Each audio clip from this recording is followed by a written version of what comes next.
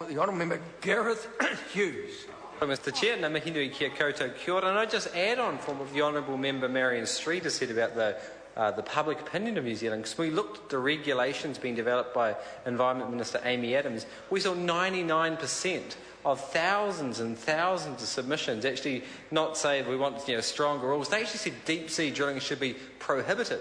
Yet said her government wouldn't rule out making it permitted. And this is a big worry, Mr Chair, because the regulations of the new legal framework we've established over the exclusive economic zone and continental shelf, and the regime we had through the Crown Minerals Act, Mr Speaker, is that potentially, if they did go to make it a permitted activity, Kiwis would have to go get a consent for a deck, but not to drill down kilometres under the sea. That's why it's important we have good rules, strong rules. And that's why it's incredibly worrying that we're in the committee stage of the bill and we haven't obviously had a select committee stage. In fact, we haven't had a single national member seek the call to actually make a contribution.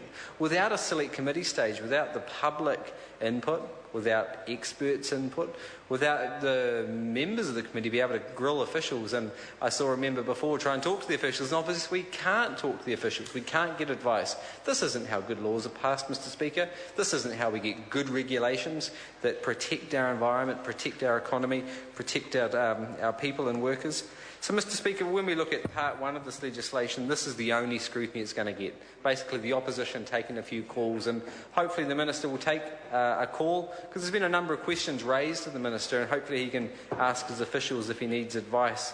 So I guess the question is what's wrong with the Select Committee? Why haven't we seen a Select Committee process? Was there consultation with the industry? Was there consultation with experts, with NGOs in formulating this amendment bill?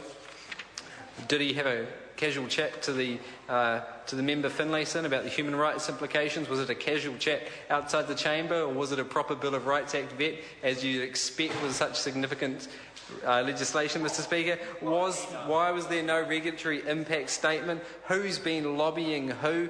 And why are we in this farcical process right now, Mr Speaker? So part one deals with permits and how the tender process has opened up. Mr Speaker, I've been having a bit of a read of the government's 2013 block offer. It's quite a significant document, Mr Speaker, because what the government's opened up is 189,000 square kilometres of New Zealand's waters, mostly up in the west coast of the North Island and the east coast of the South Island, over the Great Southern Basin. 189,000 square kilometres. That's a significant increase over the other tender block processes, which have been on the order of 40,000 square kilometres, like the PEG 1 and PEG 2 basins, which were offered to Anadarko, which they successfully tendered for, despite Anadarko having the track record of being a 25% stakeholder and paying out $4 billion for their role in the Deepwater Horizon. But what the tender process, as outlined in this document, which we're amending in part one of this bill, Mr Chair, through relaxing and weakening the provisions, allowing a weaker,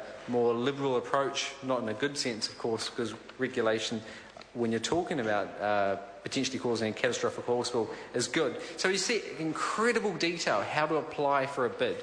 You have to put it in the red tender box. I don't know if members have seen the red tender box. It's a special box which you put your bid in. It's got to be delivered in 3 copies, double-sided, an electronic copy on a CD-ROM, Mr Chair. They've got to be received before 5 p.m. Incredible detail outlined in this document.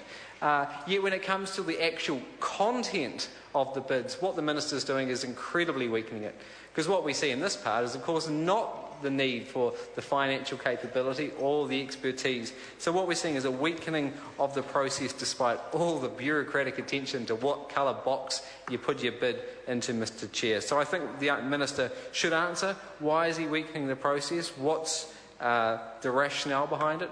Why can't Kiwis have a stronger permitting regime? Why should the Minister be the one to have the ultimate decision? Because what you see is, I think, in 29A and 29B, it's the Minister has to be satisfied of a permit.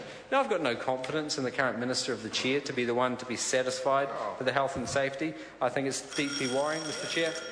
Mr Chair. I call the Honourable Member Mr Chair. Kimmelji Bakshi. I move that the question be now put. No, I'm going to call Gareth Hughes. Thank you, Mr Chair. I hope the national members will take a call on this important part, Mr Chair. So as I was talking about before, it's the Minister who has to be satisfied whether a permit will be achieved. It's incredibly worrying because the Minister can't even do basic legislation. We're here on a Friday night. I'm sure he's not the most popular member in the National Caucus at the moment because all the national members have to stay here fixing up his mess on Friday night and under urgency.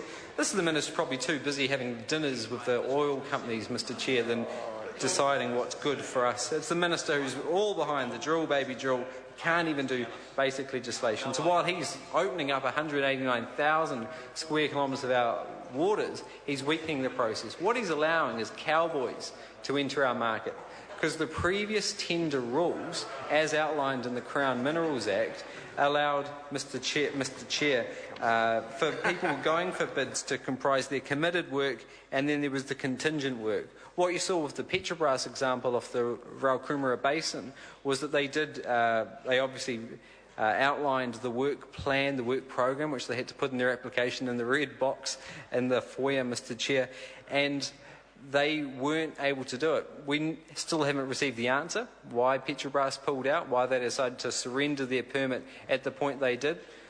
Why did they surrender? Was there just not enough oil there? Was their seismic data not prospective enough? Were they scared of Te Whānau Apanui and Greenpeace? Was that the reason why they left our country and they surrendered our permit? And I believe this is the rationale for amending this Anadarko Amendment, the Crown Minerals Amendment Act Amendment Bill here, because what you're allowing is now permits to be applied for without the financial backing or the expertise. It's incredibly worrying because exploratory drilling, which is what we're dealing with, is the riskiest phase. It's the frontiers of technology, geology and geography. It's the riskiest phase because despite the 2D and 3D seismic data, you still don't know what's down there. With the considerable depth, operators are looking at it in New Zealand. The risks are intensified. So we shouldn't be releasing and weakening our tender permit rules when it comes to exploratory drilling, because this is the riskiest phase. We shouldn't be playing fast and loose, but sadly this is exactly what the Minister's doing when you look at part one of this legislation. I could talk all night, Mr Chair, about these important issues, but I think I'll take my seat now. Kia ora. I call the Honourable Member Yun Jan. I move that the question be now put. No, I'm going to call...